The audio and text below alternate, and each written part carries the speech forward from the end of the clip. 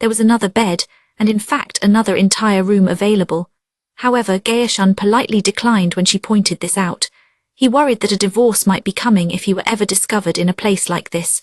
Maomao went back to where Jinchi was reclining and pulled the covers over him. When she went to leave the room, she felt him holding onto her arm. Surely you could spare a lullaby. She did not say anything at first. She wanted to tell him no, but he was looking at her with those puppy dog eyes he got sometimes. And so after all the excitement with the bath and the courtesans, this little break hadn't helped him feel refreshed at all. He refused to let go of her, and she let out a sigh. I am not a good singer. I don't care.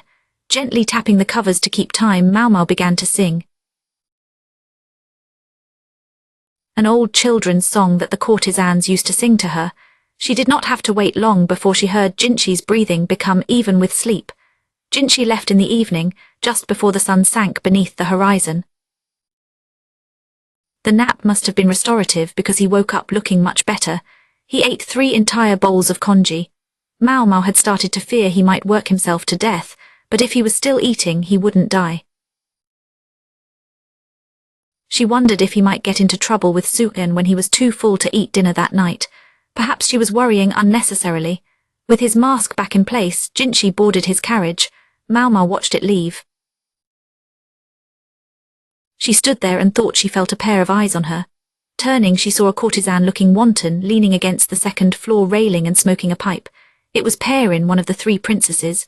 Her robe did not do much to hide her abundant chest. "Isn't it about time you gave in?" she asked. "Gave in to what?" Maomao asked, turning away from her elder sister and heading back to the shop. Chapter 4 is titled The Fire Rat Cloak. Maomao's apothecary shop closed its doors as the lanterns were being lit at the verdigris house. It wasn't worth doing business after dark. It would only attract unsavory customers, and the lamp oil would be wasted money anyway. Maomao totaled up the day's earnings and handed them over to the madam. Keeping large sums of cash in her little shack would attract thieves and burglars. Keeping the money safe was far better, even if she had to pay for the service. Then she gathered the coals and the herbs and locked up the cramped little shop. "All right, we are going home," she announced. "What, already?" Chuyu groused, but she took him by the scruff of the neck and headed back to their shack. The building was located just behind the verdigris house, but its walls were riddled with cracks. These cracks let in the wind, making it very cold. Maomao placed the coals among the starter paper in the stove. Once there was a decent fire going, she tossed some kindling on it. Chuyu felt cold and was curled up on his sleeping mat, wrapped in his blanket. Maomao heated some soup in a pot on the stove, stirring it gently. The soup had a base of dried meat, along with vegetables and kudzu she had picked in the garden. She even shaved some ginger into it to lessen the chill. "Are you not going to have any?" she asked. "I am," Chuyu said, trying to move closer while still wrapped in his blanket like a giant pill bug. Maomao smacked him with a knuckle, but she tossed a cotton jacket at him in exchange for taking away his blanket. Maomao thought she wouldn't mind another winter outfit. She was being compensated quite well for caring for Chuyu, and she did not plan to waste the money. Chuyu might complain, but as long as Maomao received the payment, his education was assured. Those who did not work would not eat. She poured some soup into a chipped bowl and gave it to Chuyu, who sat on a chair with his knees up and sipped it. "It needs more meat," he said. "If you want meat, go earn the money for it," Maomao said. Then she took a sip of the soup herself. They did not have any congee, but she had been able to get some bread. She took a piece from their supply and set it beside the soup pot to warm it up. She broke the bread in half and stuffed some simmered vegetables inside. She did not think the bread tasted particularly good, maybe because of last year's bad harvest. A poor crop led to poor quality grain, perhaps. "You have money, right, Freckles? Why don't we get some decent food then?" Chuyu said, reaching for another piece of bread despite his complaining. "I am renting the shop from the old lady, moron." "Do you have any idea what she charges? Why not find another place then? Listen to me, it's not as simple as that." Maomao dipped her bread in what remained of her soup and put it in her mouth. She could have led a slightly richer life had she so wished. But she had reasons for not doing so. "You are coming with me tomorrow. We are going clothes shopping. You are cold like that, aren't you?" Yay, Chuyu said, tossing up his hands. The motion threw him clear off his chair. His paralysis left him unable to catch himself, so he tumbled pathetically to the ground. Maomao looked at him for a moment, her expression cool as she washed her bowl in the water bucket. The next day she and Chuyu went to the market. The market lined the great thoroughfare that bisected the capital from north to south. The shops grew richer the farther north you went. However, the class and quality declined as you went south. The pleasure district was in the south of the capital. Because of this, the first market stalls they found did not even have awnings. The wares were simply laid out on rush mats. The farther they went into the side streets, the shadier the shops became. Being near the pleasure quarter meant many places sold questionable medicines. Naturally, an apothecary like Maomao wasn't fooled by these products. The merchants knew this, so none of them called out to her as she walked past their stores. They sought men who had not yet become accustomed to the pleasure district. Those men made the best targets. Maomao moved toward the center of the capital, holding on to Chuyu by the scruff of his neck whenever he tried to wander off. It was sometimes said that buying something cheap could actually cost you money. A cotton jacket from one of the street stalls would be inexpensive.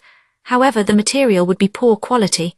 It would not stand up to a child running around and doing all the things children do. Any merchant with a real building understood the need for trust from local shoppers. A jacket from a shop with a storefront cost a little more, but it inspired much more confidence in the product. Maomao picked a place from the tangle of shops and went inside. It was a place that sold clothing to commoners, including used clothing. When she moved past the curtain and into the shop, she saw clothes hanging from the ceiling. The shopkeeper was mending a garment and yawning inside. A brazier filled with crackling coals sat beside him. It was surrounded by a shield to prevent sparks from landing on the wares. Or used clothes, don't be picky. Chuyu was still small, but he would hit a growth spurt soon. It would be more economical to buy something they would not hesitate to replace. Maomao was looking through the merchandise for a child's padded jacket when something caught her eye. What is that? Chuyu, ever eagle-eyed, came over. It was a robe hanging on the wall, a long-skirted outfit of pure white. The lack of color made it look somewhat plain, but it also had a whiff of the exotic. It was most unusual. Maomao's eye was drawn to embroidery and a pattern of vines on the sleeves. Could this be? Geez, that looks pretty cheap, said the little shit. Heaven help him if he ever hesitated to say what he was thinking. Maomao gave him a smack, warning him that the shopkeeper might be listening, but the proprietor just laughed. "Ha, you think that is a good price, boy, isn't it? Girls' clothes are supposed to be colorful. I suppose you are right." The shopkeeper stuck a pin into a pincushion, then rubbed his stiff shoulders and smiled at them. He let his gaze drift to the robe.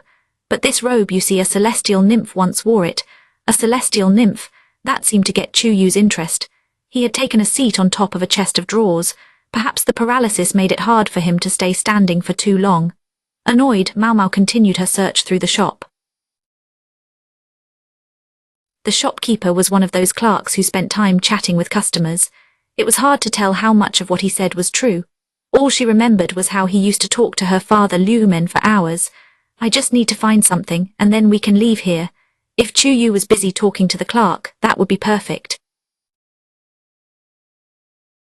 She could find something while he was distracted. It was a small place, though. She was going to hear the clerk's story while she browsed, whether she liked it or not. You see, that robe came to him from the west. A villager in one of the little villages there helped a girl who was lost on the road. The girl was quite beautiful, and the villager fell deeply in love with her. She was a most unusual young lady. She had white skin and golden hair. She knew how to spin a thread that was unlike any other. With it, she wove several robes to repay the villager who had helped her. The robes were embroidered with mysterious designs. They sold for several times what any other cloth was worth. The girl insisted she wanted to go back to her hometown. However, she did not seem to know where she lived. She must have come from some far land, I suppose. The villager proposed to the girl, and then he proposed again and again. Finally, she decided to accept him, but the timing was poor, for just then her family arrived in the village looking for her. You could tell it was her family because they had the same hair and skin. The villager had finally convinced the girl to accept his proposal, and he wasn't about to give her up now. He hid her away, and the entire village pretended they knew nothing about it. The girl's family left, but they remained suspicious. The villager decided he had better hurry and hold the wedding and make the young lady his bride. Once they were joined in marriage, her family would no longer be her family, you see. The young lady objected, but the villagers paid her no heed. She was required to bathe at the village spring to purify herself. After the bathing, they planned to hold the wedding right away. The girl wept as she washed. Her one comfort was that she wore one of the robes she had made for her bridal gown. A reminder of her lost home. Can you imagine the grief she must have felt? Even as she stood in her bridal gown, she almost drowned in tears. As everyone around her celebrated, the girl walked to the altar to swear her vows to the villager. Even at that moment she could not forget her family. She begged the man to return her to her relatives. He refused. Then the girl doused herself in some nearby oil, grabbed a torch and lit herself on fire. She ran in flames past the panicked villagers until she dove into the spring and vanished. She left behind only a single piece of cloth, the veil she had been wearing. Of the burning woman herself there was no sign. The villagers speculated that perhaps she had returned to heaven. No one from her family was ever seen again, so the villagers all agreed that the girl and her family had disappeared back up to the sky. And that is the robe the nymph was wearing, the shopkeeper proclaimed. Wow, Chu said, duly impressed. Only a few minutes before, he had criticized the garment as cheap. Now he looked at it as though it were a shimmering jewel. Maomao was holding up a succession of jackets to Chu back, wondering which one might fit him best. She found one with a somewhat unpleasant color, but it was the perfect size. Hey Freckles, this is a lovely gown. How about we buy this? Chu's eyes were sparkling. The boy has a point, the shopkeeper ventured. That celestial nymph was not much older than you, young lady. I will even give you a special price on it, since the two of you are so alike. Nice try, but the abacus he was holding suggested the price was still about one digit too many. Maomao nearly laughed out loud. A celestial nymph, right? I can see a real one for free. After all, one slightly damaged nymph visited the verdigris house on a regular basis. Are you telling me you don't believe the legend of the nymph? The shopkeeper asked. Some people have no sense of romance. He spread his arms and shook his head with an expression of disappointment.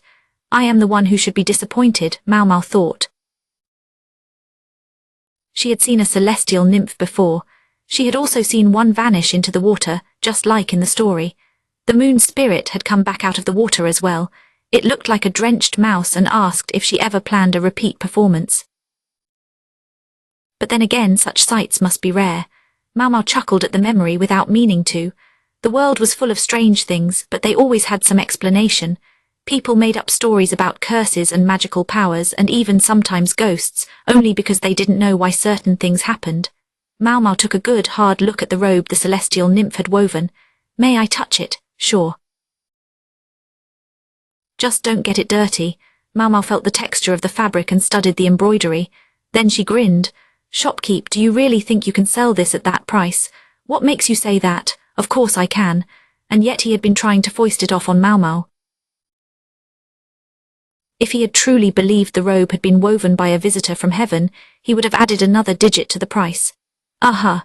And what if you could sell it for 10 times what you are asking?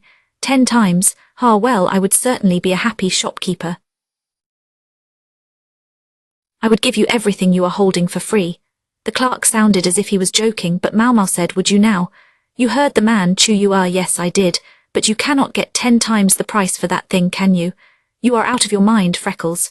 Even Chu was making fun of her now. Maomao scowled. She grabbed a coal from the brazier with a pair of metal chopsticks. I'm going to borrow the robe and this coal for a few minutes, mister. Hey, what are you doing? Maomao took out her purse and put it down on the chest of drawers. It made a thunk sound. It was all the money she had with her, but it ought to cover the cost of this one robe. The shopkeeper stopped complaining when he saw the cash. Maomao took the robe and the coal out into the street. Then she threw the garment on the ground. Hey, the shopkeeper started shouting again, looking a little crazed. Maomao ignored him. She took the coal in her chopsticks and dropped it on the dress. "Hey Freckles, I'm kinda hot," Chuyu said from under several layers of cotton jackets. She had overdressed him, layering jackets until he looked like a pudgy Daruma doll. "Take a few layers off then." Chuyu was only wearing them because he had complained about having to carry them. Maomao was holding a new robe of her own. She usually preferred colors that weren't so bright, but she wasn't about to complain about something she had gotten for free. It fit her, and that was what counted. "Hey Freckles, why didn't the robe burn anyway?" Chuyu asked. Maomao snorted in spite of herself at what the shopkeeper had called the celestial nymph's robe. There was a much better name for it than that. The fire rat cloak, she had suggested, whispering it into the shopkeeper's ear. The robe had refused to catch fire when she dropped the coal on it. In fact, it had emerged without so much as a scorch mark. People walking by were amazed. They were so amazed that they might have believed her if she had told them the robe belonged to a celestial nymph. "What are clothes made from, Chuyu? What are they made from? Do you mean like cotton and hemp and things like that?" "It is just grass and fibers, and maybe sometimes bugs or something. That robe was made of rock." Chuyu's jaw dropped so fast Maomao almost laughed. "Rock, you mean like actual rock? How did they do that? Even stone can take many different forms. Rock fiber could be turned into cloth." It was an unusual technique, but one that had existed since ancient times. It was called huohuanbu. That didn't sound very impressive, so she borrowed a name used for the material in the eastern island country. And of course, rock doesn't burn. Still, what must it have looked like to the people witnessing it? Even people who knew about huohuanbu might be seeing it for the first time. Its uniqueness would help drive the price up among curious collectors. And it had won Maomao a truly impressive wardrobe of free clothes. So that is the story. What about the celestial nymph then? I suspect it was half true and half not. Maomao had recognized the embroidery on the sleeves of the robe. It was written in the characters of the foreign country that her old man, Liumen, had often used to write his notes. The characters could appear as swirling, climbing vines when given a stylized look. The celestial nymph was likely from that area. If she had golden hair and white skin, she may have had some northern blood as well. If close relatives married too often in a small village, their children would grow weaker. Therefore, the people in those places would certainly want more distant bloodlines. Perhaps the young woman had truly been lost, or perhaps she had been kidnapped. Either way, the villagers certainly did not want to let such a prize go, so the girl made her dress, feeling sick with the wish to return home to her family. She wove with an unusual material, rock fiber, and embroidered it with characters the villagers could not read. It was a secret message asking for help from her homeland. On the day of the wedding, she had most likely been wearing undergarments she had soaked with water. She would have drenched her hair too, using her veil to conceal it. Did you know there is a way to prevent a wooden bowl from burning, even if you put fire to it? Maomao said. You simply filled the bowl with water. The wood would not catch fire until it dried completely. This was true as long as the heat did not rise above a certain temperature. If the woman wore dampened undergarments beneath a robe made of rock fiber, and if she then wore a more flammable garment over that, she only needed to jump into the spring to avoid burns. If she used the patterns on the robe to show how she escaped, someone would likely find her later. She would have had no guarantee that it would work, of course, but judging by the shopkeeper's tale, she had succeeded. It wasn't so different from the performance they had put on at the banquet for the envoys the year before. Chuyu said, looking genuinely impressed. Why didn't you say any of that to the guy at the store? I wouldn't want to spoil the romance. Chuyu laughed as if to admit that she was right. There was another reason, one might add, although Chuyu didn't need to know about it. There was fine embroidery on the inside of the robe, and also on the sleeves. Maomao thought, we have a young lady from somewhere in the west or the north. Would a perfectly ordinary young woman have the nerve to set herself on fire and run around? Maomao certainly would not. The young lady could read, and she knew how to make the stone fiber. Did everyone on the streets in these other lands know how to do those things? It seemed unlikely a wandering performer would possess such accomplishments. Maybe she was a spy or something.